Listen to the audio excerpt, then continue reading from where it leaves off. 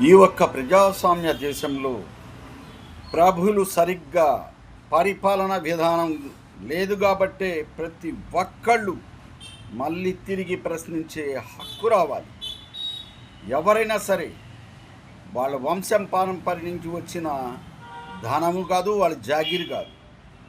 మా ప్రజలు ఇచ్చిన తీర్పు వల్ల ప్రతి ఒక్క నాయకుడికి గవర్నమెంట్ ఫామ్ చేసే అధికారం మన రాజ్యాంగం రాసుకున్న హక్కులు.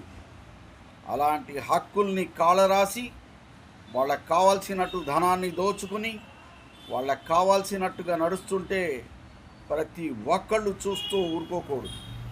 మనకెందుకులే అనుకుంటే ప్రతి ఓడు ఈ రాష్ట్రంలో నడుస్తుంటే ఆ బాధ ప్రతి ఒక్కళ్ళ మీద పడుతుంది. కాబట్టి ప్రతి ఒక్కళ్ళు ప్రశ్నించే గొంతుక కావాలి.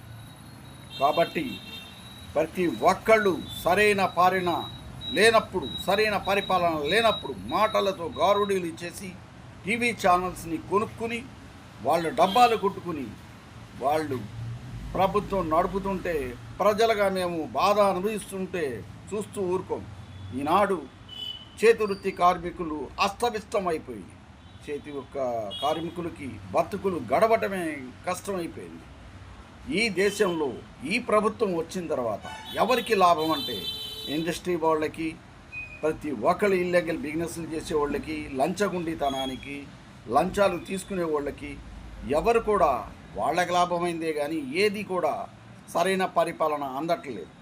కాబట్టి గత ప్రభుత్వంలో మనం ఎన్నో సంక్షేమ పథకాలు అందుకుని ఉంటే ప్రజలు ప్రతి ఒక్కళ్ళు గొంతుగా ఇప్పండి.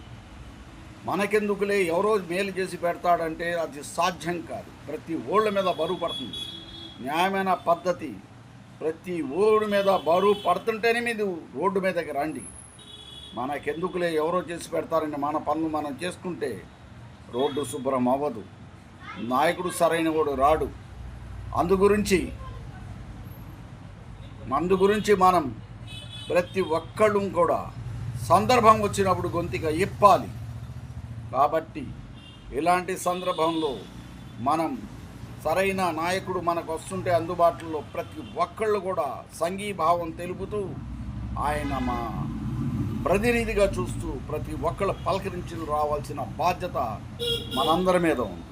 కాబట్టి ప్రతి ఒక్కళ్ళు కూడా భారతదేశంలో ఒక రాజ్యం సరిగా ఉండాలంటే ప్రభువు రానప్పుడు ప్రతి ఒక్కడు ఉద్యమదారుడు అవ్వాలి, ప్రతి ఒక్కళ్ళు నీతిని ప్రశ్నించేవాడు కావాలి అని ఈ సందర్భంగా చెప్తూ మన జగన్కి సంఘీభావం తెలుపుతూ ప్రతి కార్యకర్త